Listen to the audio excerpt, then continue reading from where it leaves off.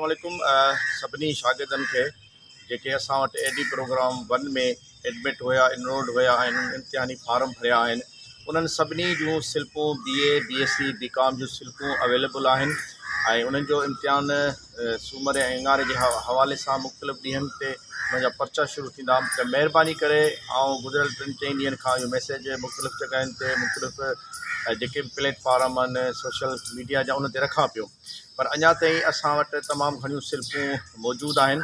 थींदो ईअं आहे त जंहिं ॾींहुं पहिरियों पर्चो हूंदो आहे BSc BCom ऐं BA वारनि जो, त उन ॾींहुं सुबुह जो अर्ली इन द मॉर्निंग शागिर्द ईंदा आहिनि ऐं उन टाइम असां पंहिंजी पेपर जी सेटिंग में ऐं उन्हनि खे विहारण जे हिसाब में मशगूल हूंदा आहियूं। त अक्सर शागिर्द परेशान थींदा त साईं असांखे सिल्पूं ॾियो।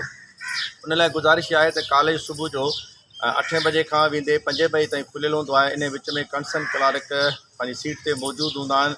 असां वटि एडमिशन डेस्क आहे, जेको आहे सो हेल्प डेस्क आहे, एग्ज़ाम जी हेल्प डेस्क आहे। त तव्हां केॾीमहिल बि इन ड्यूरेशन जे दौरान कॉलेज अची सघो था, पंहिंजी सिल्प खणी सघो था, बजाए जो इम्तिहान वारे पहिरें ॾींहं ते अव्हां अचो ऐं अव्हांखे परेशानी थिए, छो त हिकिड़ो ह्यूज जेको आहे सो मास हूंदो आहे, रश हूंदी आहे तमामु घणी, ऐं ॿारनि जी उन ॾींहुं फर्स्ट डे ते सीटिंग अरेंजमेंट जो हिकिड़ो इशू हूंदो आहे। ॿार जेसिताईं पंहिंजो नंबर ॻोल्हनि उन ते वेहनि, त उन में वरी असां जेकॾहिं सिल्पुनि विरहाइण वारो जेको प्रोसेस कंदा आहियूं त यकीनन असांखे तकलीफ़ थींदी आहे।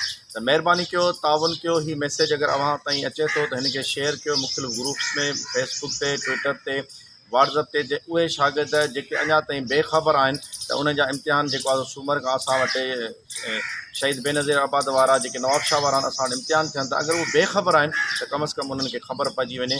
ऐं अॼु सुबुह जेको आहे सो उन सभिनी खे जेको आहे हिकु दफ़ो वरी बाए जेको आहे SMS या व्हाट्सअप ते जेके मुंहिंजा नंबर अवेलेबल आहिनि, असीं उन्हनि ते हिकु दफ़ो वरी कॉन्टेक्ट कंदासीं।